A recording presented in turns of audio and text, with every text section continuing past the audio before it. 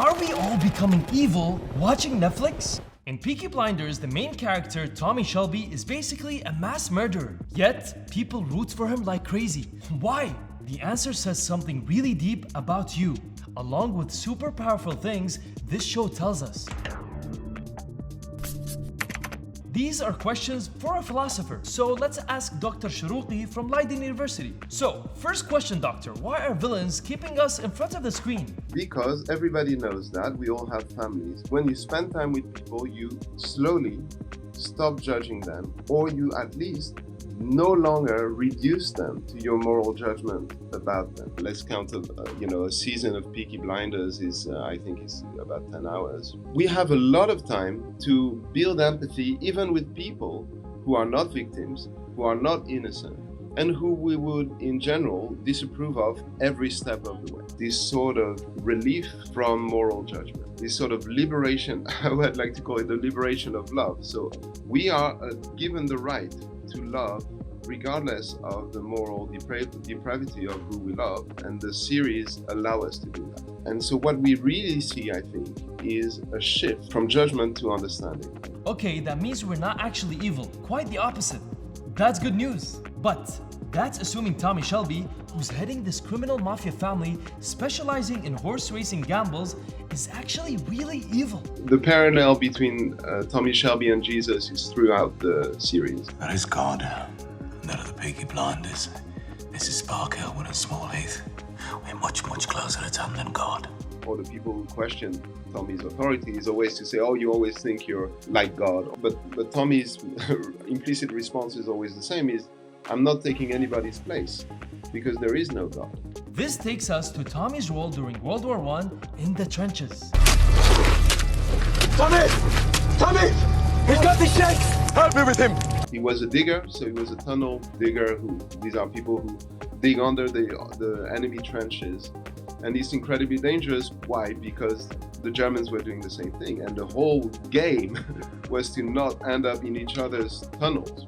So this constant anxiety, subterranean fear and all that's where he learned that there is no God. There's chaos.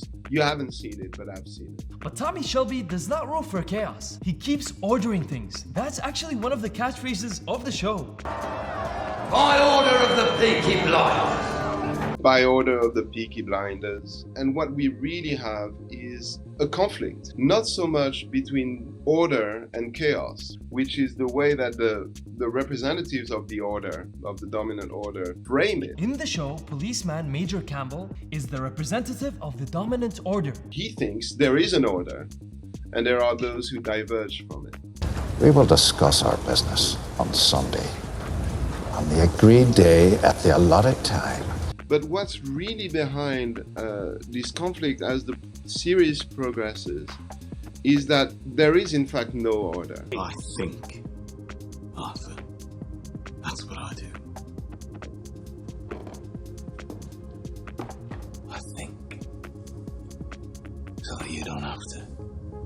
I think, so you don't have to. And so the hierarchy is really a hierarchy between those who live in an order that's safe and protected and created by those above them. So the hierarchy is those at the top create order for those at the bottom. And in this sense, Tommy can always think of himself as a protector of the working class, because he creates order. So, it's all by order of the Peaky Blinders. In other words, without them, there'll be no order. So, does that make him a fundamentally bad guy? It seems that he never really thinks that being rich or being the top dog is a justification for being the top dog.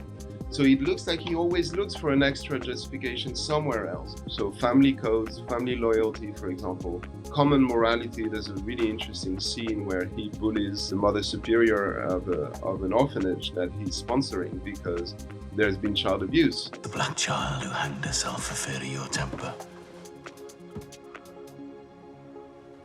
I do not see how. And so the idea again being, well, all these established orders are morally corrupt. In a certain way, he paradoxically always becomes the moral authority in those situations. Tell us what you think in the comments below and follow That's Why for more meaningful news videos to understand our world and act on it. Make sense? Make a difference.